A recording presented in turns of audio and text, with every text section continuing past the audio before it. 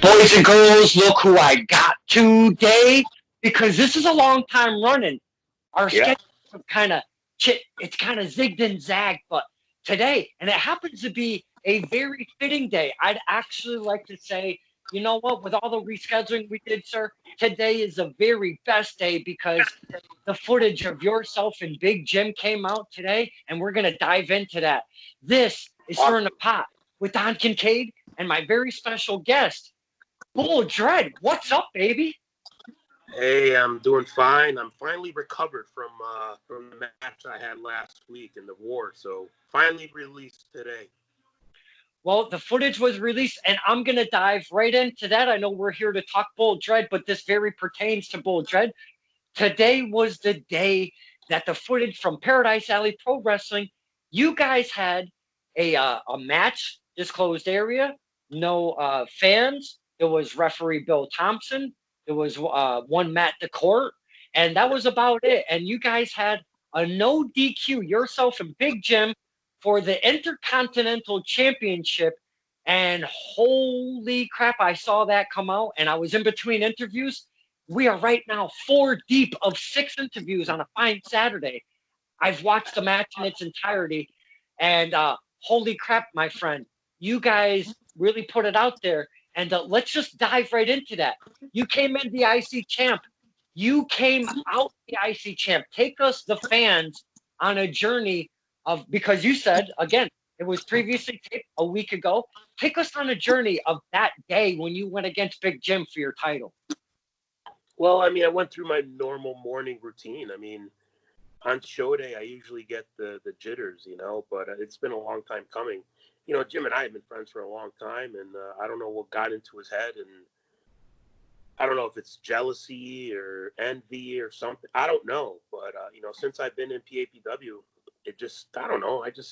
I felt like I was bringing some type of legitimacy to the company now, and it just something. There's a vibe was off with Jim. I don't know why, but I feel that since I've been with PAPW, I've kind of brought it to a new level, I could say. But the story's been building, and on show day, I got ready, is getting my stuff ready, and got the butterflies, the blood's boiling, and I'm like, I'm just ready to get this over with, because when you prolong something for so long, you just want it over, and I guess now that the war is over, we're able to go our separate ways. But I told him, you challenged me into type of match that where in my career that I came from the ECW era of wrestling, so it was home to me, and I will fight to the death, and that's what happened. You guys, you really brought it. It started in the ring, and there were chairs involved and such inside even, and then you guys took it outside into the parking lot, and wow, there was tables introduced. That kind of was the beginning of the end. It was that ending very heart Yeah. pounding, because I'm like, neither of these guys are going to get to their feet, so both of you are kind of down and out. Referee Bill Thompson, he's at 8. He's at 9. You kind of get a step up on Big Jim. Big Jim falls to the ground. You are declared the winner, and you are still the PAPW IC champion. You got to feel pretty good about that one, huh? Yeah. I've, you learn over your career that it's not about winning or losing. It's about, having, obviously, entertaining the fans. But when something gets personal, it's not about, honestly, winning or losing either. It's about pride, and it wasn't even about the title. It was about respect. And I kind of felt that Big Jim lost respect for me. And the only way to gain that back was to beat his fucking ass. And he challenged me, and I brought it. And I think I proved once and for all that I am what I say I am. I am the Beast of New England. You challenge me, be ready. Now, I want to revert back to when I forget exact show because I go to a bunch of them and I get them mixed up, so I don't want to call it the wrong name. But it was one of PAPW's bigger shows, and he turned on you. You guys were a tag team, Yeah. and he turned on you, and that was kind of really the beginning of that storyline that's been culminating up to this point. And it's been a little while, so you've been chomping at the bit to get at Big Jim after all of this time. You come up with a couple cool promos. Jim's pretty quiet, and then all of a sudden, Big Jim comes out with this really dark promo. You don't see many promos from Big Jim. Were you surprised to see that promo coming, or were you expecting at least something before the show? Well, I always expect something. You know, you got to be ready. I mean, this is wrestling, and obviously, the only way. Excuse me, Mikey. Not right now. You want to come and say hi? Come say hi. My son's playing with his wrestlers. Hey, like father, like son. He's doing exactly what I was doing at the age. But, you know, listen, I've told the guys in wrestling, especially with social media right now, get yourself out there. Promos. Keep yourself up to date. I mean, I love what you do. I love stuff that what Fogman does. I love stuff that Big Daddy does. I love guys that, like, go into little interviews with guys. But I think as a wrestler and somebody that's in this business, especially young, you need to get yourself over, get yourself out there. You got to not depend on those guys to get yourself out there. You got to, the best tool out there, and what is it? To get yourself out there in promos and stuff. Facebook, you know, Instagram, Twitter. So it's like I'll keep up to date with my promos, whatever storyline I'm in or whatever match I'm going to have. You got to get it out there. And was I surprised? No, I knew it was coming, but he made it personal. So I made it personal. So when it gets to that level, it's intense. And I think you could see the intensity on, on both of our parts, especially me, because I felt like my heart was ripped out of me during the match. I wanted him to give it up. I didn't want to hurt him, but it was sad at the end because I lost a friend, you know. Do you find it fitting that it was at PAPW at this point of your career, because you've been in the game for a bit? Do you find it fitting where you're at? You're holding a championship. You and Big Jim, you were kind of a tag team. Things kind of fell sour, and I'm not saying that that's what you expect out of Big Jim. Maybe because that dude can really. But anywho, now, do you find it fitting at this point with Big Jim where you're at in your career? I find it fitting. I put it this way: I'm just happy to still be active. You know, I think you were there the night that I won the title, and I kind of shot like a shoot promo. You know, for the good part of the year, I didn't know where my career was going. You know, I mean, I was part of another company, and the business has definitely changed, the dynamics and just everything. And I kind of felt like, you know, a lot of the older time guys are starting to get pushed out in a way because, you know, I'm not 25, 30 years old anymore. I mean, I'm going to be 45 this year, but I had to move on. I had to make a career decision because it's like you can't wait for the phone to ring. So that's why I called Mario. I was like, I'm ready to come. I've been wanting to go there for a few years. But because I felt I was loyal to another company, that I was going to lose a spot, I'm like, you know, I'm at a time now where it's like time is limited and I want to have fun. You're not going to have fun if you're sitting home. So I had to make that jump. And I'm just, like I said, it's not even about being fit in. It just, I feel that the company, the locker room, needed a veteran in the locker room. Somebody that's been around New England and Connecticut for a long time. And like I said, it just, you know, I think Big Daddy's the one that said it. It's like, you know, you brought legitimacy. I brought legitimacy to the company. I just want to have fun. And I do find it fitting.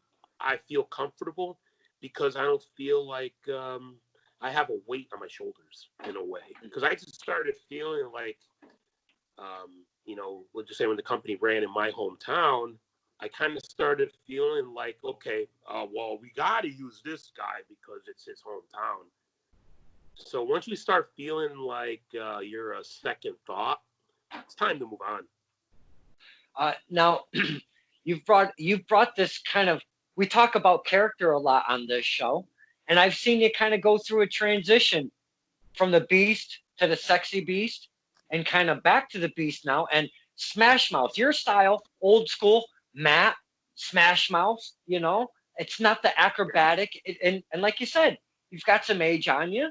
You've been in the game for a while. The young guys, they're acrobatic a bit. They're moving a lot quicker.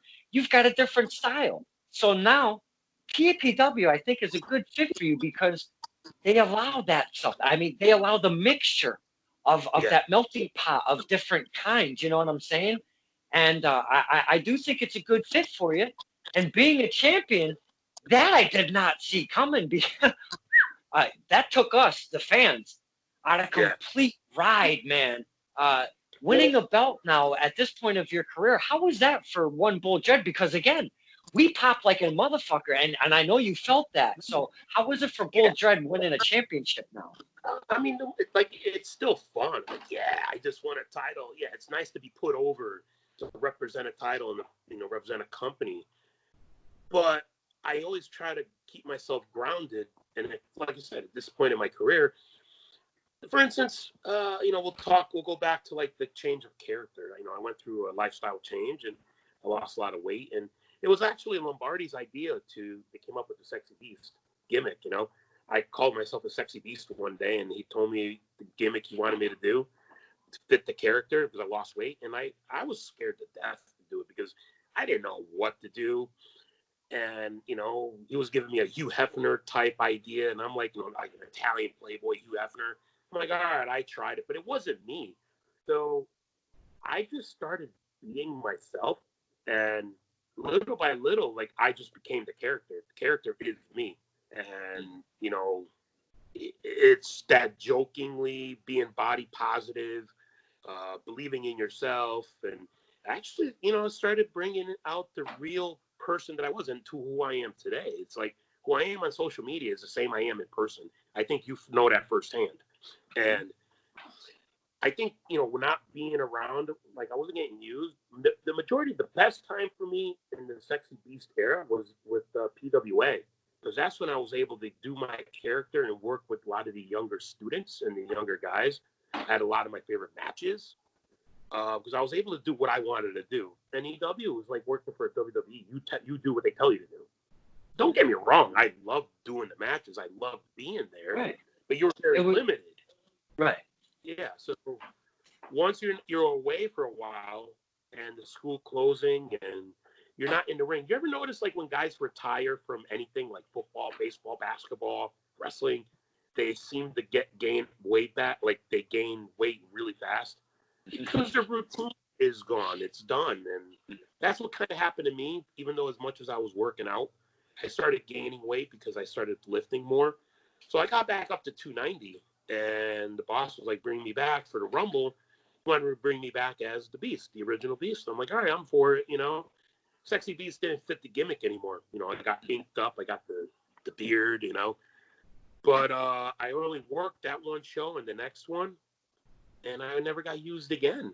And that's when I got a kind of slap in the face for what reason why I didn't got brought back for, to Waterbury. But we'll get back into that at another time. Maybe it's not inappropriate, but it was time for me to move on. So, but if you think about it this way, what was Hulk Hogan was the red and yellow, right? What happened when he became the Hollywood Hogan? What happened to his career? It was quite different. I mean, and the whole NWO thing, that was a whole animal of its own. So I don't know what. Right? Yeah, but imagine if it was just the singles though. I don't know if it would have been the same exact thing though. Yeah, I know what you're saying. However, but the bottom line is, what did the red and yellow when he switched to the black and white and became Hollywood Hogan? His career skyrocketed to another level. After a while, what happens?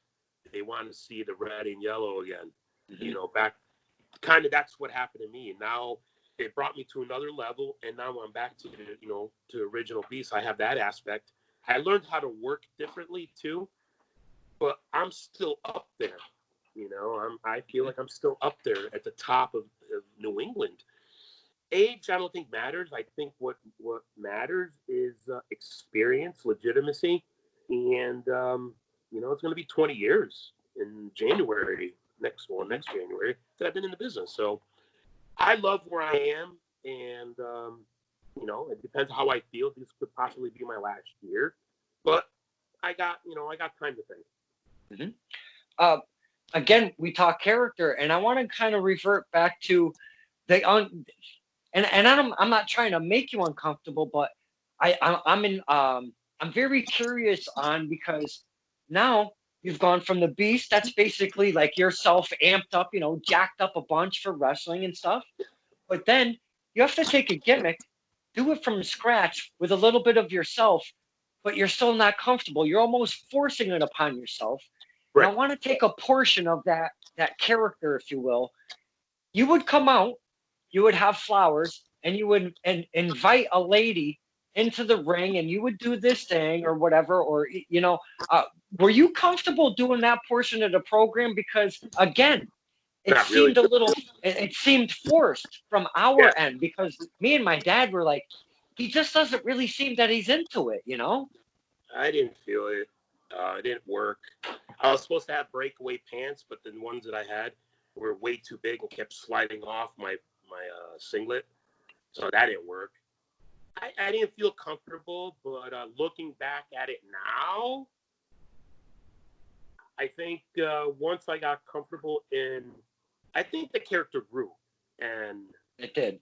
it grew. And like I said, I think you could tell who was my biggest inspiration behind that. Who did you see in that character a lot? Dude, there was whenever you came out for the very first time, my dad just went exactly like this. What the fuck?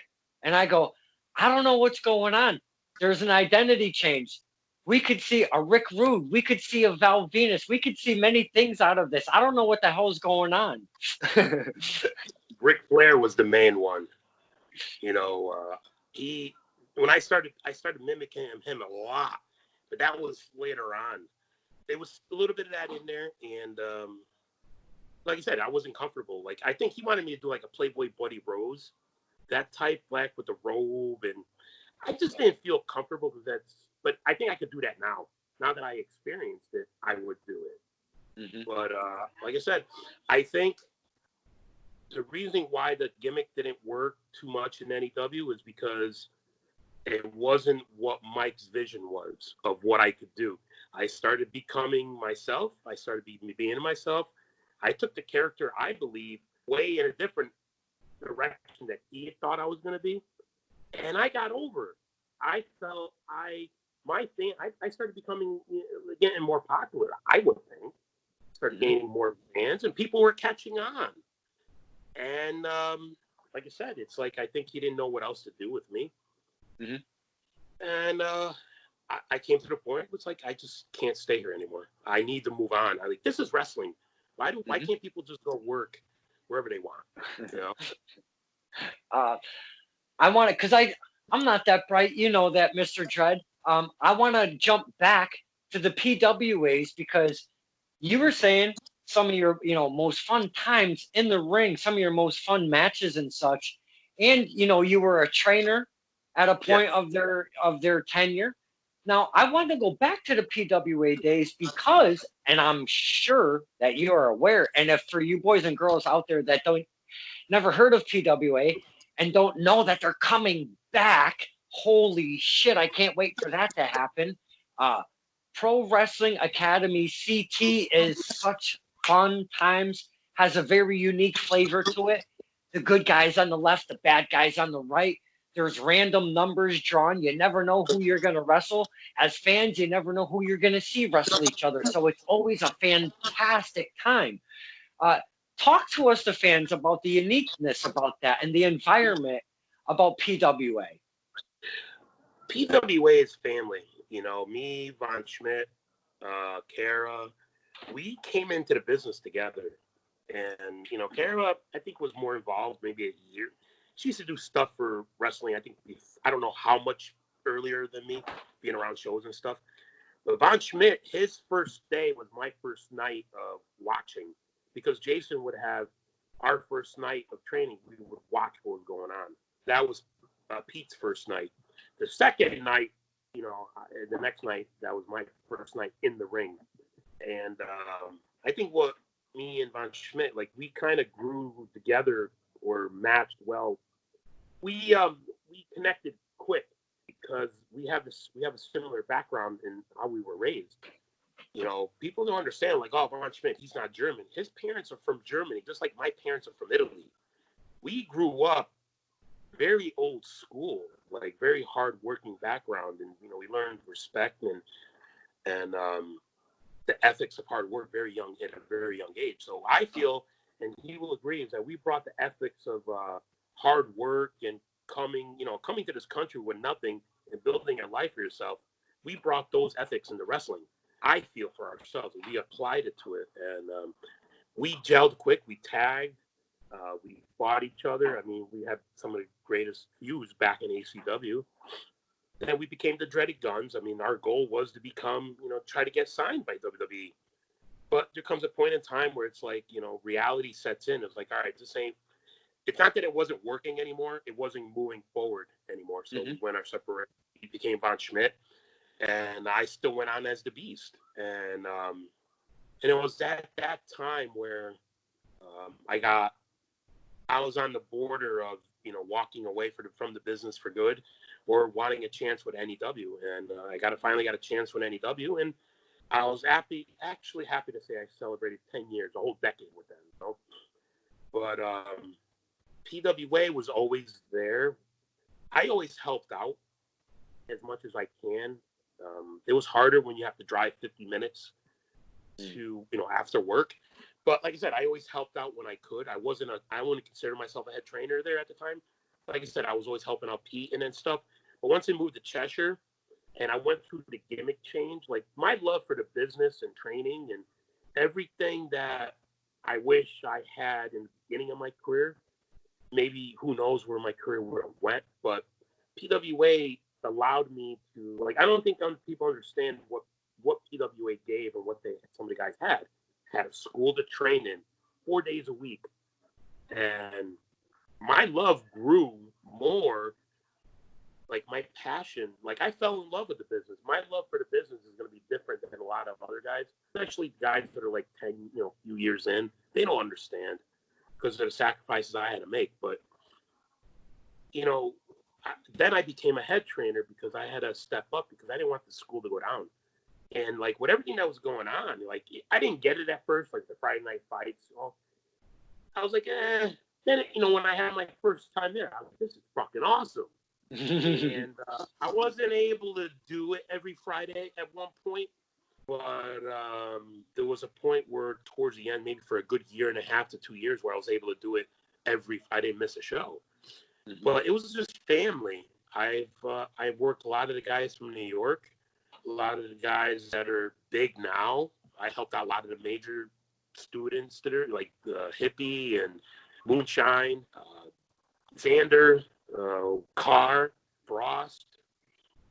I'm not going to say that I trained them. I like Sammy Diaz. I like to say that I have a little bit of me in them now. Just like how Zombie helped me, Fred Curry Jr., Dylan Cage, like, I had all these guys that helped me back when I started. And, back then we had like Stevie Richards come to the school, Balls Mahoney, Crash Holly, even trained Bob Backlund. Mr. Fuji I missed. But it's like, man, when did I become the old guy? So like I said, I had a lot of my favorite matches there because I was able to, if I took a student that didn't really know what he was doing yet, I had to get him over. So I did a tweener. Like, I was Stone Cold. He didn't know if he was a baby or a heel. So I put the match together to get them over. To me, it didn't do anything. I'm already over. If I lost a match, it doesn't do anything in my career. I'm building the next guy for the future. I did that to Wrecking Ball. I did that to a lot of guys. And some people just kind of lose their respect. This is wrestling. I mean, I let you win, but it's supposed to be fun. And the same thing, I correlate music to wrestling very much on this show. Uh, I was in music. I love it. I love the live stage and everything. But a lot of it that makes it happen isn't always the most of fun all the time. And when it No. becomes not as fun as you would like it to be, then it's kind of just maybe, take a step away and see what else is out there or what have you. I kind of put music to the side for a bit, and I found wrestling, and man, I haven't really, I haven't looked back, man. I've been jumped right in. And Yeah. I mean, listen. I mean, you're old enough. I think you know this. Though your passion isn't wrestling. Your passion is music. Am I right? yeah, for sure. Okay. So don't give it up. I mean, that's your passion. Wrestling is become a new, something new to you. Just like when wrestling for me ends, I have to, my other passion is writing, or because and my other passion is being a parent. I mean, my dream was to be a father and to be a wrestler. I've accomplished both. Only one of them is going to end, and I'll always be a father. So, never, you'll always venture back. But like what you said, like when something's not fun anymore, you kind of start losing the passion for it. The thing is, right now, my fire is burning, very still hot. And what I miss the most, honestly, rather than wrestling and doing shows, is training, because I feel like that's where you make a difference. And that's what I miss the most. But I also look at it now where it's like, do I need to do this anymore, period? No. I know the time will come, but it's coming, if you understand what I'm saying. It's just not yet. It's going to be very hard to really give this up, but I know when I do, I'll be at peace. So, Do you have somebody in mind when this does come to a tail end? Do you have somebody in mind that you're like, you know what? I know I don't have a lot of time left, but I got a lot of, I still got a lot of steam, enough steam left to get a good run. But at the end of this, I've got X guy in mind. Do you have an X guy in mind at the tail end of your career? I mean, there's a few. I mean, it could be Brian Anthony. I mean, because my primary goal is I want to have like my last matches wherever I'm at. And my primarily, like, I want to have my last match or my last run. I want to do it in my hometown. That's what I want. And I feel that, when the time is right, that'll happen.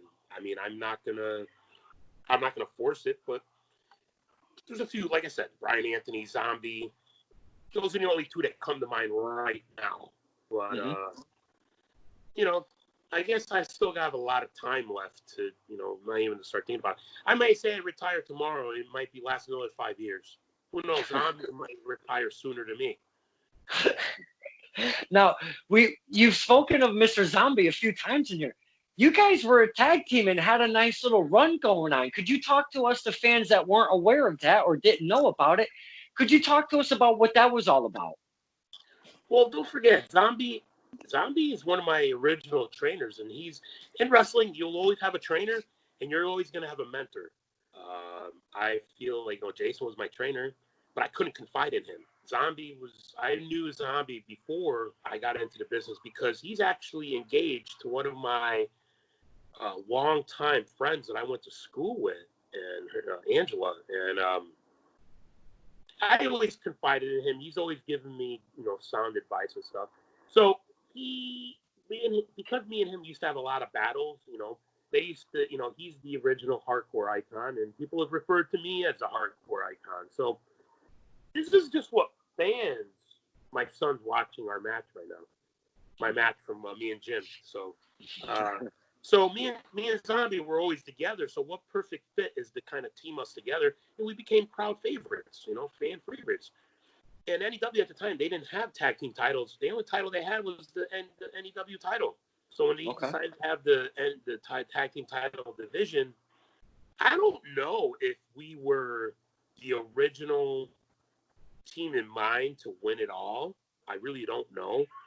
But, I mean, it was a great time, I think our run was only 6 months. But unfortunately for me, it was during the worst time of my career, meaning health-wise. Okay. I was I'm not where I am now. Back then, I was over 330. in pain. My knees, I just couldn't, like, I was in pain, very limited. Yeah. So it was after that run where I kind of, everything changed in my life. So once I hit 40, everything changes. I'm sure you know what I mean. You know, Yeah, once we hit 40, life changes. absolutely. For the good. Also for the bad. But it was a great time. So it's like that's what makes it hard right now when a certain company runs in my hometown and they see Zombie and people see Zombie, they think of me too. You know, like where's Dredd?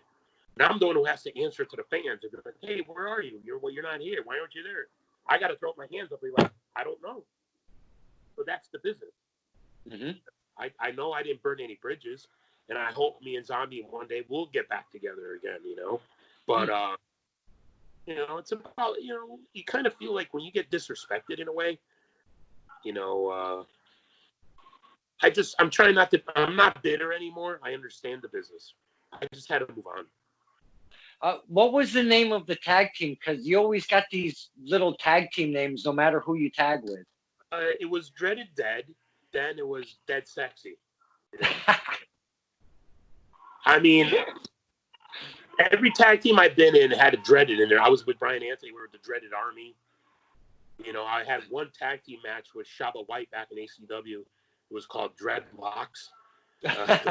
So yeah, then, you know, obviously Dreaded Guns with me and Von Schmidt, but Dreaded Dead was a great time. You know, I'll always be able to say me and Zombie were the first NEW tag team champions in their career. You know? Yeah. A lot of I still respect that. A lot of the younger guys, you know, like what's his name, AJ Bernardo. You know what I mean? He grew up watching me. Now look at him.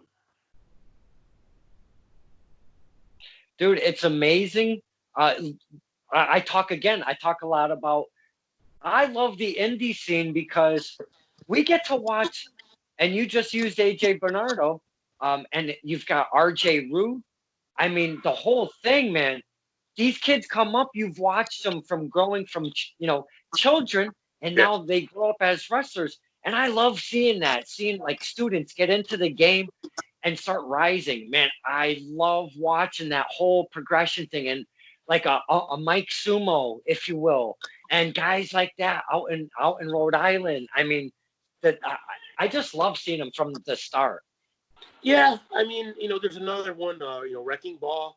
He was a young 13-year-old kid when he started coming around to ACW shows at Riders when I was there when I first started. And, you know, now look at him. What's his name? What was Randy's tag team partner? The Canadian Who would? Destroyers.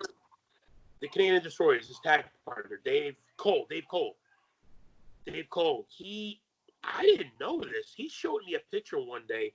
He took a selfie with me and him. It was right after my match. You know, like when fans lean over when you're going to the back. My face was all bloody. I was like, damn, you did? I didn't know. It's just some of the things that happened throughout your career. Like, dude, I was watching you when I was 10 years old. Or like you said, or even Bill Thompson said it to me. He was like, dude, I used to watch you at NEW. Now I'm reffing your match, you know? Or people like, oh, I've seen you at NEW, a lot of the big shows, and now I'm training, you know?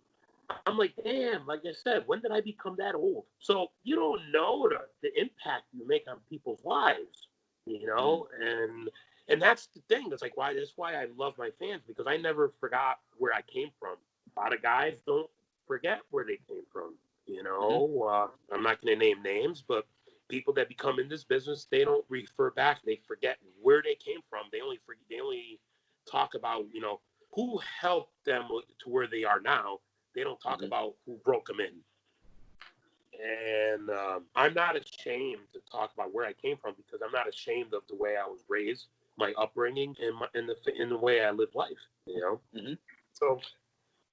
Now, you've said the call letters ACW a few times, Assault Championship Wrestling.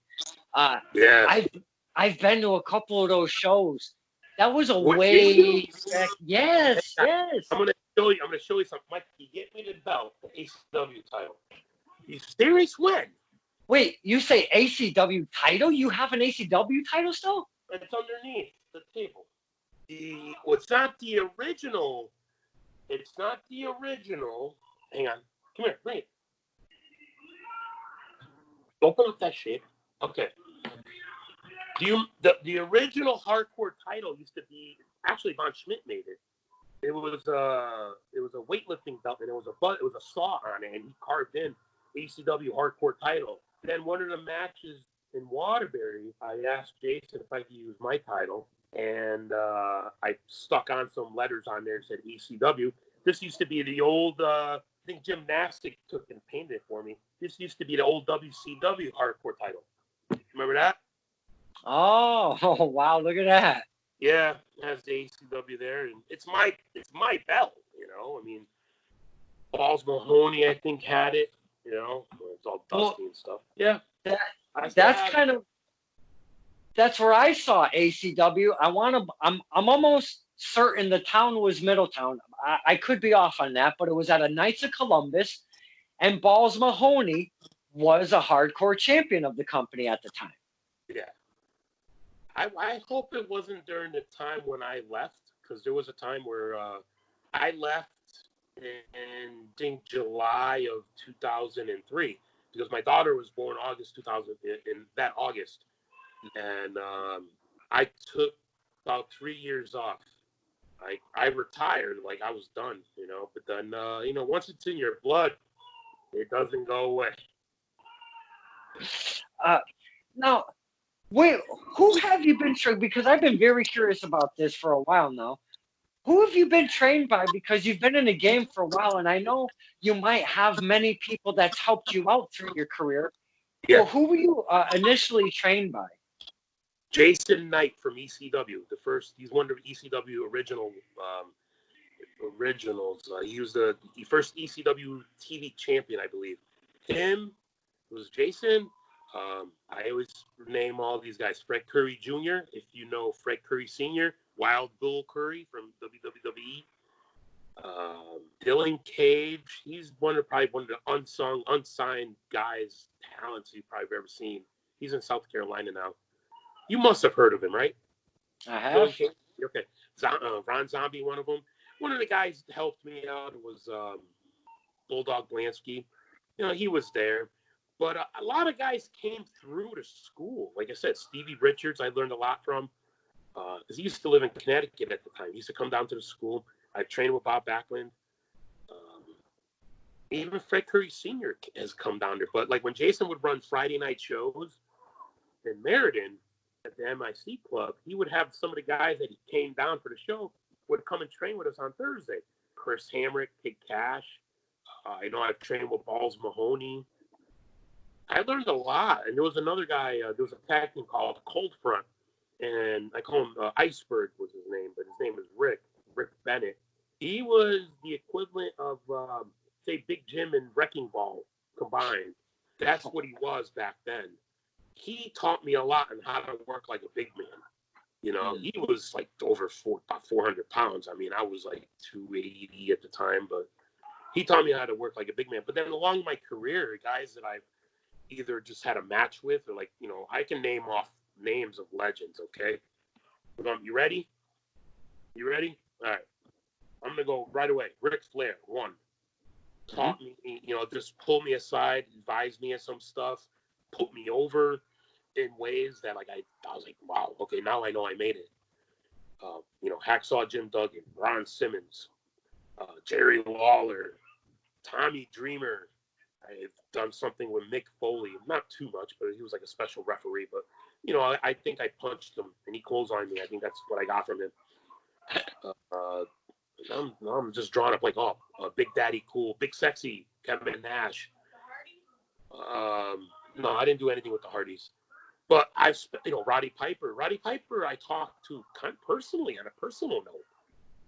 So these are like memories that like I'll take forever with me, and I'm able to talk to my kids or grandkids. The way I look at it is like I never made it to WWE, Ring of Honor, TNA, or any of the other big promotions. But you know what? I always treated NEW as the WWE, and I've had so many experiences just from there that I'm just very blessed because you got guys, I'm sure, that realize it later on in their life You know, what did they do with their life? They didn't follow their dreams. I followed my dream. So what? I didn't make $1 million.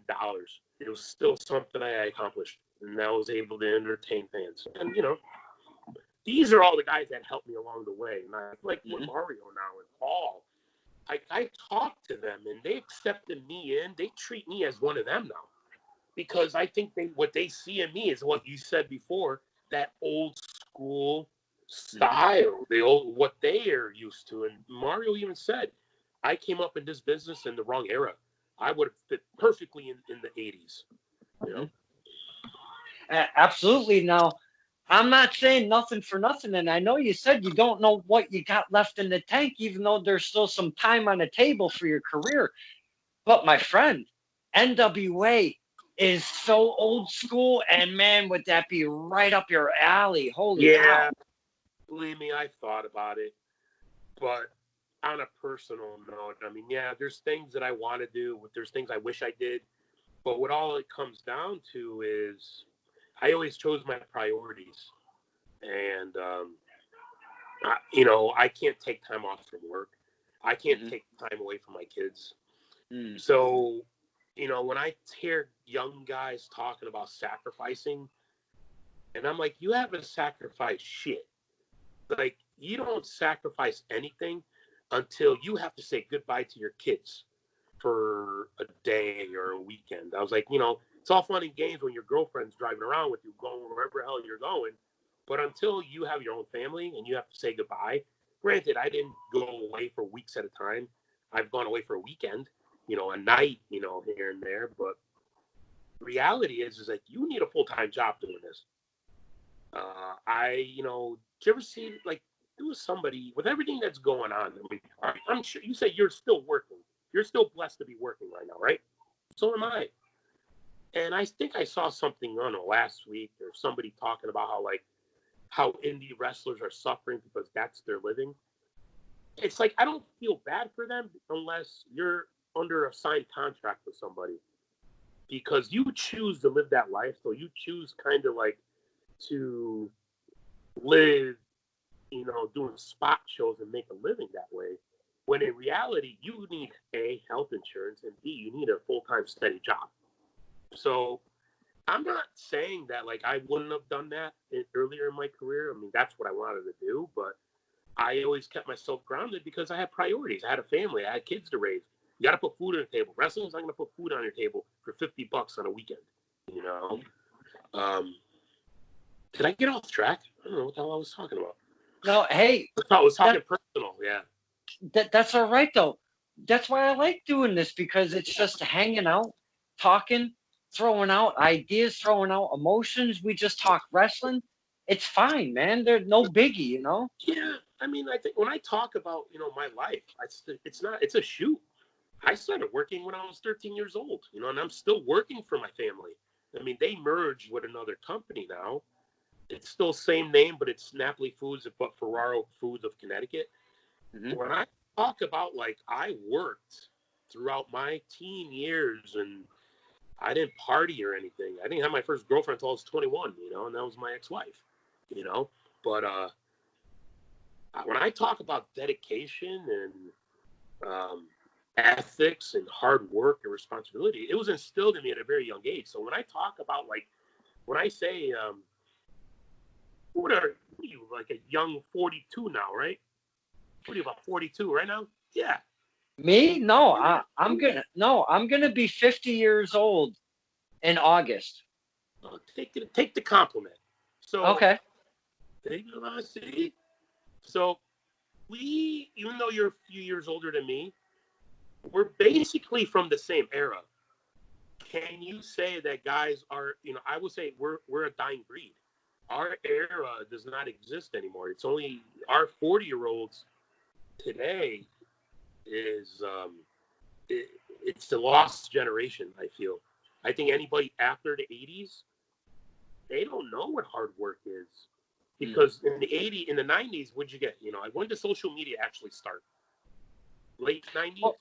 Well, we got the computers and stuff because I jumped in the internet, if you will, around 96, 98-ish area. So it was like mid 90s it really started taking off. Okay, yeah. So in the early '90s, it was still kind of old school, but that's when the things were changing. Hmm. I think I'm from a different generation. I mean, like I said, I come from a generation where I was raised differently. I was very sheltered, growing up, and I don't regret any of it Hmm. because my parents, my parents worked in sweatshops. God willing, God bless, my parents are still there. They live 2 streets over. Old school Italian, and their ethics, how they raised me, is what made me who I am today, and that's what I brought into wrestling. And when people don't understand that, when I talk about that, they just don't. And so when people will take passion, they mistake that for an ego. So when you have passion for something you love, you succeed, and people take that for being egotistical, I guess. Sometimes we all have our own perception of stuff. That's why everybody's, different and unique, if you will. But I'm glad you were actually talking about your parents because on your face page, I find it hilarious. And I mean, absolutely hilarious when you start talking about, Mama Dredd and stuff and the way she Yeah. says stuff and all of that. Oh my God, that cracks me up, man. Well, the reason I do it a lot of that on purpose, because the more I started doing it, like your reaction right now, it brings fans come up to me, older, younger, especially the older guys in generation, because who's had anything I say to remind them of their grandmother, their mother, that passed a lot of their childhood. So, do I do it for laughs? Yeah. I do it for attention. Fuck yeah. I love attention, but I'm just being myself. Mhm. And and in this time of life, if you can't laugh, you're not living. So I kind of laugh at myself, and I know that one day, I hate to think about it. My parents are not going to be here forever, and I dread the day when I think, when I'm going to feel that. But Mhm. I do that on purpose. I do that on purpose for laughs. That's why I just love being who I am. I have no shame. And you should never have any shame being who you are. If you have to hide yourself, then you're doing something wrong. Well, I have to totally agree with that. And I don't know if you've seen me at I don't know if you've seen me or not. Donkey Case and Ricky Cave House. You're I'm hyper as kind fuck. of we have fun, Mr. Dredd. That's what we do, man. Yeah. It's all about having fun. I love that's why I go to wrestling. It's to get away and wind down from all the BS and really just get away and have a lot of good times meeting people, meeting the fans, and meeting you guys and girls, doing the promo stuff. I've kind of gained a network. I've met so many of you men and women. It's been absolutely amazing. Yeah. Well, that's the part of it. That's the part that I'm going to miss the most. I try to be real. It's like I've told my kids, one of my very last EW shows, I had my kids there with me. They were helping me sell my merch. Hmm. And he's like, yeah, I missed the money. Believe me, I missed the money. But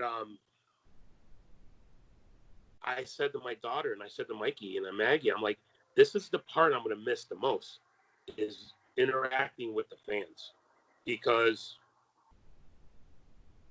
I made so many friends. Hmm. So a lot of fans have become friends, and there's something I said yesterday to my sister Kara. I actually posted it, but it was only up for a little bit, and I took it down. I was like, you know what? Maybe I shouldn't write it. In wrestling, you have many acquaintances. You have many friends, but only few you can call family. And I have a few that I could call family once we're done. You know, because you're gonna find that once you're done in this business, or doing anything that you do, obviously too, you're gonna find that a lot of people, who your friends are. You know, and that's kind of what I feel. I feel like I've lost, a lot of friends, because kind of I feel like how I got treated, and I just went a different way. I got accused of I changed. I go, I didn't change. I've evolved as a person, as a man. And we evolve every day. So Well, people don't like change, especially look at what's going on right now, with this whole craziness that we got going. Everybody is flipping out right now. Yeah. You want to know something though? It's not affecting me. Want to know why? Because I've grown into I've evolved into a peaceful state of mind. I'm at peace with everything in my life. So anything that goes on around me doesn't affect me. Doesn't mean I'm not scared or taking caution or anything. You know, I'm scared for my family and my daughter, my son, my parents. But I feel that this epidemic and everything that's been going on has brought out three different type of people in this world. One, I feel has brought out the people that are at peace in life. Meaning, obviously what I just said. It's not affecting them. They're going about their everyday life, but with caution. Two, it's bringing out the animal in people, the crazy out of people. Right when the thing first started, how many people were going crazy? Going buying, starting fights at stores and, buying shit. Like, and three is brings out the lazy out of people. And the lazy, what I'm talking about, are the people that want to sit home and they just want to get paid. So it's like a 20-year-old said to me the other night, he goes, Kalo, they call me from my last name. Hey, man, when are we going to shut down? I'm like, why would you want to shut down? Oh, no, it's getting bad out there. But let me tell you something. I said to him the same thing I told you. I was like, the people that they're being lazy, just want to sit home and collect a paycheck. I was like, go to work. I was like, but he was like 22 years old. So I was like, that mentality of hard work is not there. So that's what's the difference with this generation. But, I'm wrong for saying what was right, and real. But whatever. He went to work. He had nothing to say after that. So, and that's my advice to people is don't stop living your life.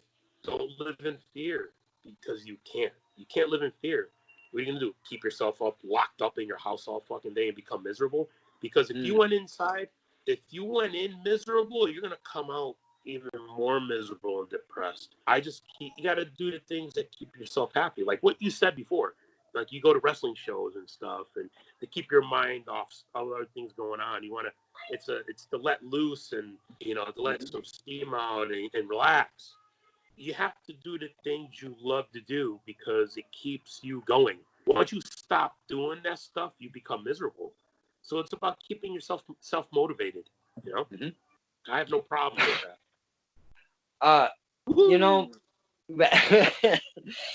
Excuse me. Mr. Bull Dredd, I know, you come in as the beast. And I know, we've talked on the side. You've been on Center Ring plenty. You have a relationship with Fog. I would really like to maybe just touch upon that a little bit.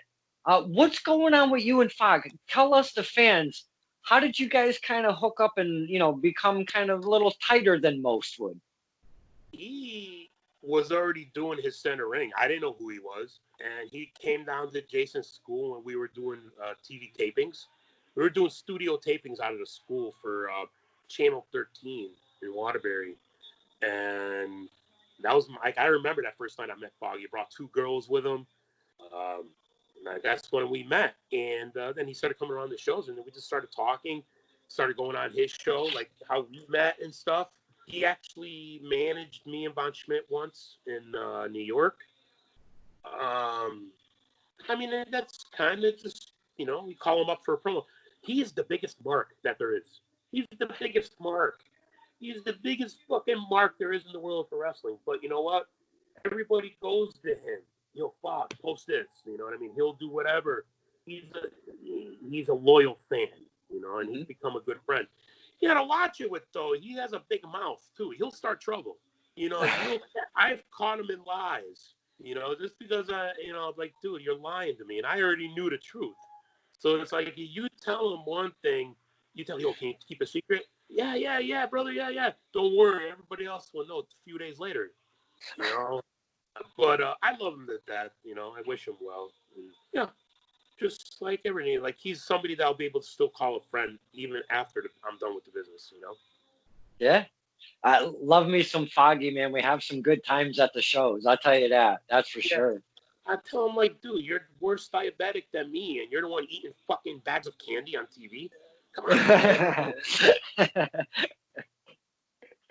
So, do you like doing, the interviews and stuff? Because, you seem pretty comfortable at this point, I do them all the time because you know why? Because I'm not ashamed to talk about my life, my career, and to talk realism. Mhm. You know, it's like you turn it on. Once I'm not a bad thing for a kid that used to be afraid of his own shadow growing up, huh? I mean, I could be shy and insecure in some ways, but I love doing this because when you have passion for something, you're not gonna feel ashamed of talking about anything. I've made my mistakes, I've corrected them, and look where I am today. I ruled New England. Mhm. Uh, Beast, I can't even thank you enough for spending the time talking to us, the fans, to get to know you a bit more, your career, and I didn't even get to, huh? No, no, keep talking. Oh, I'm sure we didn't even get to touch upon many parts of your career because we were talking a lot of wrestling and such. And Look who's hey, here. what's up, my man? How you doing? He's a little beast. One day maybe he'll rule New England. Also, who knows? Hey, that would be awesome. We got to keep our eyes out for the little I've beast in the future. I've told my son. I told him I was like, I asked him what he wants to be, what he wants to grow up, and I was like, don't say you want to be a wrestler just because I was a wrestler. I want you to follow your dreams. I want you to do whatever you want to do and make sure you Mhm. work hard for it. So that's the advice I give all my friends, my fans, kids, my little one. Woo! Beast, I whacked him in the balls. it's been an absolute pleasure, and I can't Oh, it's thank you for awesome. spending the time with us. This was awesome. You know, I mean, I'd rather have done it in person but it doesn't matter. I mean, I know. you get enough of the following now, so the time will come. What I want to do is be part of a fan table, you know, like or a round table. Yeah. I've done one before with Mario, Fog, and Mr. Trivia's, but I've been dying to do another one. I think it's about time we do something, you know. Well, hey, I do a fan roundtable. I do it on Saturdays, but I'm taking a break with the full interviews because I do 3 a night. Today I got 6. I do 4 and 5 on the weekends Hey, and no such each. rush. No. But check this out. I've got Saturdays that I do a fan roundtable now. We just finished the 4th episode today, and then I'm gonna start doing Wednesdays. So some of the other fans that don't get in on Saturdays, they can get on Saturdays, and I have surprise guests come in and hang Oh, out with that's us. So good. I would love to That's have you be awesome. part of one of those. Yeah, that's awesome. Because you know why? Because I'll have no shame, and I'll answer honestly and truthfully any question they ask about wrestling or you know being behind the scenes and stuff. And I'll be the God honest truth about everything and like the realism of everything. What I people would, won't what people won't tell you. You know. hey, I would love to have you as one because we love the surprises as a wrestling fan, and I never tell the people that are going to be on the said day. I never tell them who the surprise guest is because it's a fucking surprise. You want to be a fan. You don't want Yeah. to know who's coming in, you know? Woo! I like that. All right. Dude, Awesome. hey, that's why we call you the beast. Holy crap. Yeah. Did you see something that what's his name Chris Cannon posted the other day about making fun of people that call themselves beasts or something? I've never met Chris Cannon. Do you know who he is? I know. I mean, I know you know who he is. But go look at his page. He put some post up about making fun of it. Everybody calls themselves a beast or anything. I don't know if it was gimmick or being true. I think he was just trying to get heat, you know. But you'll see what I mean. Go look at it. I got to move up for this one. I am very well aware of Mr. Cannon. I am actually one of his advocates to maybe, like you and him would be an amazing match. A couple big guys going at it. There's no gimmick with Mr. Chris Cannon. It is what it is. I see everything he puts out. I even might poke the bear a little too much sometimes with Mr. Cannon. I should probably watch my step. But I am very aware of Chris Cannon.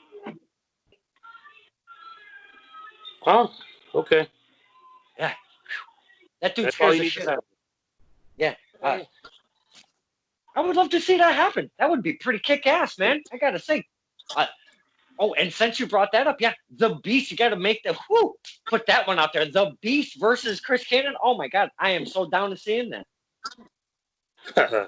Who knows in the wrestling business what will happen? Oh man, what a fantastic Saturday we've got going on. This is Stir in the Pot with Don Kincaid and my very special guest, Bull Dredd. I can't thank you enough for spending the time with us. I really appreciate it, my man. Wow, it was awesome. My IC belt's in the car, so I forgot it. So at least you got something. It is what it is. Oh, been awesome. Yeah. And congratulations on retaining your IC championship, champ. Thank you. Thank you. Hey, listen, the star makes the title. The title don't make the star.